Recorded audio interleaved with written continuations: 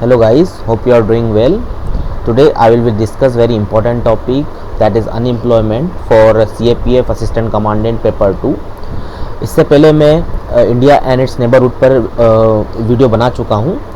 सो unemployment topic की हम बात करें, अनएम्प्लॉयमेंट टॉपिक हो या पॉवर्टी हो, हेल्थ, तो ये सब स्टैटिक टॉपिक्स होते हैं. सो इसमें आप ज़्यादा से ज़्यादा जितने ज़्यादा आप डायमेंशंस कवर करेंगे उतने ज़्यादा आपको मार्क्स मिलेंगे.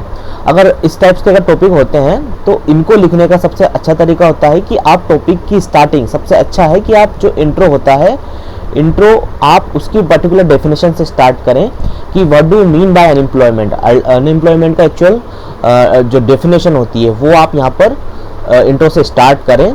उसके बाद सेकंड चीज़ होती है फैक्ट. जस्ट इंट्रो के बाद आपको फैक्ट लिखना. फैक्ट किसी भी तरह का हो सकता है, जैसे कोरोना के बाद कितनी जॉब चली गई, ठीक है, या फिर अनएम्प्लॉयमेंट रेट अभी राइट नाउ कितना चल रहा है, ठीक है.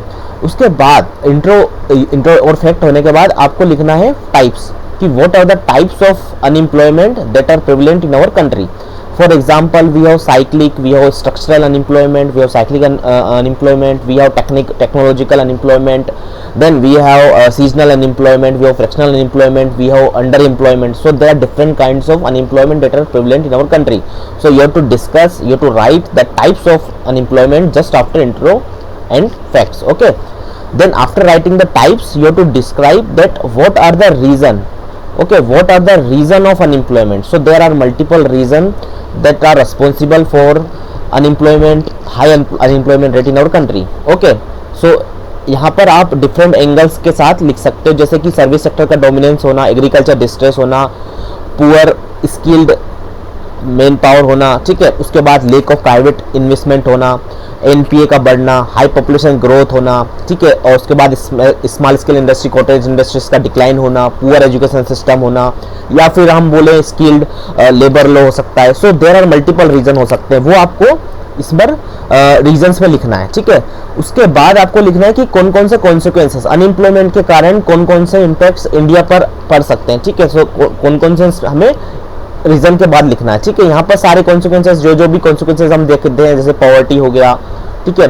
पॉवर्टी के बाद हेल्थ पर उसका क्या असर पड़ सकता है, इकोनॉमी पर क्या असर पड़ सकता है, ठीक है, ह्यूमन कैपिटल पर क्या असर पड़ सकता है, उसके बाद अपना डेमोग्राफिक डिविडेंड पे क्या असर पड़ सकता है. तो अनएम्प्लॉयमेंट के जितने भी कॉन्सिक्वेंसेस है वो हमें रीजन के बाद लिखने हैं, ठीक है. उसके बाद कॉन्सिक्वेंसेस लिखने के बाद हमें गवर्नमेंट के इनिशिएटिव्स लिखने हैं. अच्छा, गवर्नमेंट के इनिशिएटिव्स जब आप लिखते हो तो इसमें दो तीन तरीके हैं लिखने के. लाइक आप गवर्नमेंट के इनिशिएटिव्स एक तो इंटरनेशनल लेवल पर लिख सकते हो और नेशनल लेवल पर लिख सकते हो, ठीक है.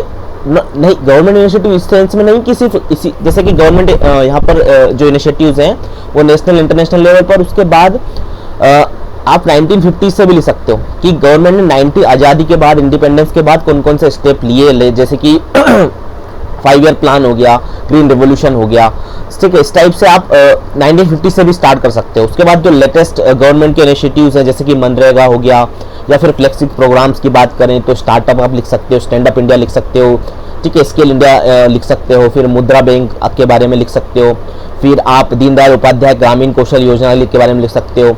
उसके बाद अटल इनोवेशन मिशन के बारे में आप लिख सकते हो, ठीक है. उसके बाद एक्सपोर्ट बूस्टिंग के लिए भी गवर्नमेंट ने बहुत से प्रोग्राम्स चलाए हैं, ठीक है. उसके बाद एग्रीकल्चर की बूस्टिंग के लिए, जैसे attracting and retaining youth in agriculture, जो आर्या स्कीम थी वो आप लिख सकते हो. तो जितने भी गवर्नमेंट के स्कीम्स है, लाइक अभी गवर्नमेंट ने सेपरेट मिनिस्ट्री भी बनाई है, उसके बाद कैबिनेट बनाई है, आई थिंक एक कैबिनेट भी बनाई है उसमें, ठीक है. सो रिसेंटली जो भी गवर्नमेंट के इनिशिएटिव्स हैं वो आपको सभी गवर्नमेंट इनिशिएटिव्स में लिखना है, ठीक है. उसके बाद आपको जब आप लगभग आपको 3 पेज लिखना रहता है 300 मार्क्स में, तो लास्ट में आपका वे फॉरवर्ड होता है, ठीक है. अब वे फॉरवर्ड में जो भी कमियां आपको लगती है कि गवर्नमेंट को यहाँ पर ज़्यादा फोकस करना चाहिए, जैसे मनरेगा में बजटिंग का इशू अभी रिसेंटली चल रहा है कि गवर्नमेंट ने बजटिंग ज़्यादा बढ़ने नहीं, क्योंकि मनरेगा बहुत फ्लेक्सिबल प्रोग्राम है. तो वहाँ पर आप बजट के बारे में लिख सकते हो. और यहाँ पर आप ये भी लिख सकते हो कि गवर्नमेंट को ज़्यादा फोकस लेबर इंटेंसिव सेक्टर्स पे करना चाहिए, जैसे कि एमएसई हो गया, स्मॉल स्केल इंडस्ट्रीज हो गया, टेक्सटाइल इंडस्ट्रीज हो गया, एग्रो बेस्ड इंडस्ट्रीज हो गया, क्योंकि इंडिया में जो 50% कॉन्ट्रीब्यूशन जो ग्रोथ का एम्प्लॉयमेंट का वो एग्रीकल्चर सेक्टर से आता है. सो एग्रो इंडस्ट्रीज एक बेटर अपॉर्चुनिटीज हो सकती है, फूड प्रोसेसिंग इंडस्ट्रीज का हो गया। उसके बाद लेबर और स्किलिंग पर भी वर्क करना है, ठीक है। एक्सपोर्ट को बूस्ट करने के लिए वहाँ पर भी ज़्यादा इंसेंटिव्स गवर्नमेंट को देना चाहिए। उसके बाद जो एजुकेशन सेक्टर में इंडस्ट्रीज और यूनिवर्सिटीज़ का जो डिमांड है, ठीक है, उनका नेक्सस होना चाहिए बेटर, गवर्नमेंट इंडस्ट्रीज और यूनिवर्सिटीज़ का, ताकि एक स्किल्ड यूथ आप ला सको और उनको एज ए आप सेल्फ एम्प्लॉयमेंट के साथ वो बढ़िया स्टार्टअप कर सकें।